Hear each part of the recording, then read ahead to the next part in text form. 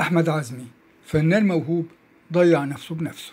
مع قصة حياة الفنان أحمد عزمي وحكاية فنية جديدة. بس قبل ما نحكي الحكاية رجاء الاشتراك في القناة وعمل لايك وشير، وكمان ما تنساش تفعل زر الجرس ليصلك كل جديد.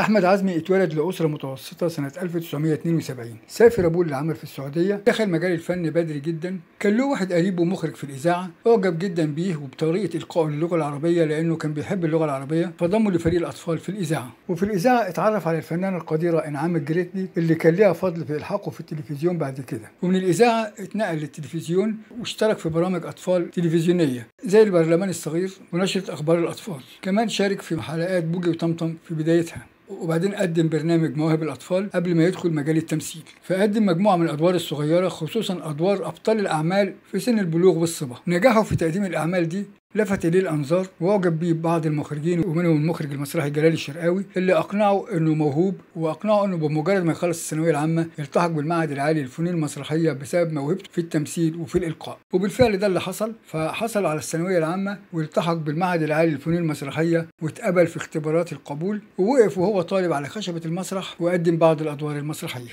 لفت إليه الأنظار وطلبوا المخرج السينمائي حسام الدين مصطفى في مسلسل الفرسان اللي كان بطولة أحمد عبد العزيز، ودي كانت البداية الحقيقية لأحمد عزمي.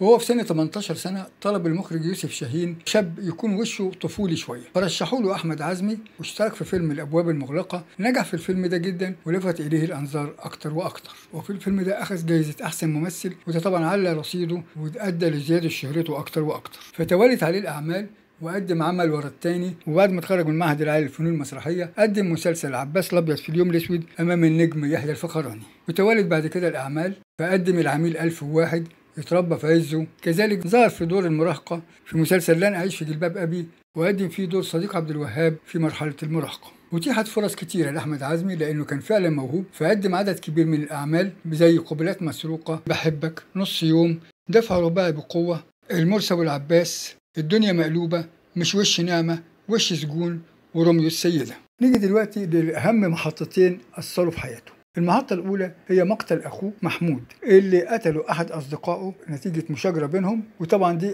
أصابته بحالة حزن شديد، دخل بعدها في حالة اكتئاب ولجأ للمخدرات، ودي كانت المشكلة الكبيرة في حياته. اتجوز الممثلة المعتزلة دينا كامل وخلف منها ابنه الوحيد آدم، لكن بعد كده اتعرض لموقف غير مسار حياته كلها لما قبضوا عليه في كمين وكان معاه كمية من المخدرات.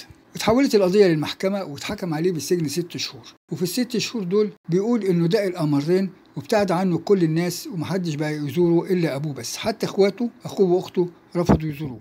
ومراته طلبت الطلاق وفعلا حصلت على الطلاق، وقطعت كل وسائل التواصل الاجتماعي بينها وبينه، وما بقاش عارف يشوف لا ابنه ولا مراته.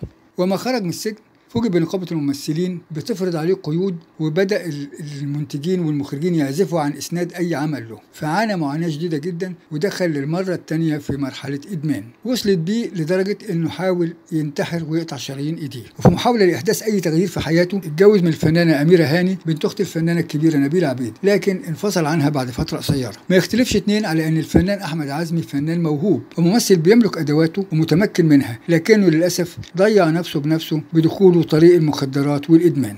دي كانت قصة حياة الفنان أحمد عزمي وأهم المحطات في حياته، وإزاي أثرت هذه المحطات في مسيرته الفنية والاجتماعية. شكرا، السلام عليكم ورحمة الله وبركاته.